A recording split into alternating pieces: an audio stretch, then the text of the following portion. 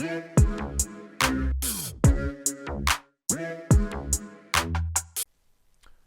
good afternoon, everyone. It's just after 3 o'clock here in the UK, and the American session running for about a half an hour. Very strong day again. Monday was a strong day, especially in the last half of the day. And today we've got the advances outnumbering the declines by a long way. But the trends on VectorVest are still down. So as you can see, the S&P up full 55 points on the day. There's an awful lot of noise, folks. We've got this election, we've got the FOMC, we've got non-farm payrolls, and of course this side of the pond we've got lockdown and Brexit and all sorts of things coming at us. Markets were oversold, and they seem to be bouncing quite strongly. So if you have a look at the VectorVest composite, that's the VectorVest composite, an incredibly strong day here. And as you can see, we gapped down and we've gapped up again. That island reversal is always quite positive. The primary wave still hasn't turned up. I've decided not to do anything until the election as well out of the way. Technically, it's still my view that we'll get a strong move up into Christmas, but nevertheless, I shall not be trading my view. I shall be trading whatever the VectorVest market timing signals tell me. At the moment, all of these signals are still pointing down. I shall, if we do get a primary wave up, especially if there's some green light on the front page of VectorVest, then I would consider taking some positions in stocks with great fundamentals, great growth fundamentals, that is. But at the moment, I haven't got any positions in North America at all. Although I have been trading, as you know, I've been trading the index. That's the SPX, and yesterday one trade, two trades didn't, no, three trades, long, short, and long again. And today I'm long from 40, let me get my numbers, from 3348, and we're now at 3370, so that's going well. And one of the things I must do when I finish this video is to get my stop up to entry. The stop is still down here. So it's 3369. That's 20 points. That's just great. So with this volatility, the short-term trading has been going exceptionally well. So I'm glad to hear that my simple plotter system, one of our long-time customers, in fact, has told me yesterday he's doubled his account with it. So that was great news. Great to hear. In the UK, well, I really haven't done a great deal. As you can see, the trends are disgustingly down. The last time I looked, the FTSE was up the guts of a couple of percent today, so a very good day this side of the water as well. JD Sports got badly smacked yesterday.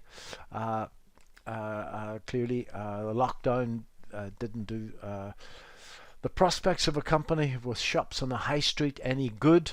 The GB Group has been great. Games Workshop is still hanging in there above 100. Sylvania is doing well. Tristel's doing well. Quite happy with all of these. Cranswick is well off its lows. I watched that carefully for a few days and it didn't break down. So we watched it very carefully yesterday and on Friday, and I'm still holding on to that. Cranswick did exceptionally well out of the lockdown last time. I know, although last time it was summertime and people were barbecuing outside, it was the last time it did very well out of the first lockdown, and that pushed the price to over £40. As you can see, the VectorVest valuation is £40. JD Sports, the RV has come down a little bit. Well, come down quite a lot to 1.02, and it's on a sell recommendation. We believe it's only going to grow earnings at 4% next year. So let's just have a look at that. And it broke support strongly. That was my support level. That was a beautiful spring here. And in these, I'm trying to run these. They're not swing trades for me. I'm trying to run them. And as you can see, we've got resistance, resistance, resistance. That's pretty much where it's sitting at now. Now I looked at it a few minutes ago and it was sitting at about 715, so it's off these lows, but clearly it clipped its stop loss, and if it starts to trade below this low of yesterday, then it's just simply going to have to go. I would hate to do that, but the fundamentals have deteriorated in this shop. I've done exceptionally well in JD Sports since I've come back from South Africa over the last 5 or 6 years now, so it's been very, very kind to me indeed. This is a very important level, as you can see, running through the market. As I always keep telling people, when you look at a chart, don't look at a dozen indicators. Just say to yourself, where are the orders? And clearly there was enough orders under that low, but not enough, and that slipped, and now there'll be a lot of bids in the book around the £7 level. Let's see if the £7 level can hold. If it can't hold, then it's time to actually book some profits here. So I'm reasonably happy with the rest of them, and I'm going to do my best to hold and take some action on the ones that hit their stop loss. In February, as you know, I did the same thing, and I got pretty much stopped out of each one of them at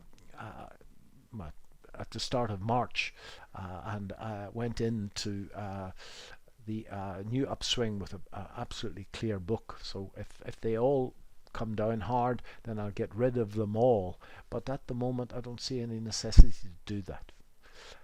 So watching stops very carefully indeed. I think that let's get this noise of the American election, the FOMC, well behind us. I think that there's going to be plenty of money to be made when the market declares its hand, and certainly today this market moving up like a rocket. Now we're at 71 already, and it's opened up. It's up 60 points today, so an exceptionally strong day. I'm waiting in the American market for the primary wave to turn up before doing anything, and making a bit of beer money by actually trading the indices. Thanks very much. We'll do another one of these just after the US election is over, and hopefully we'll get a nice directional move into Christmas. Thanks very much.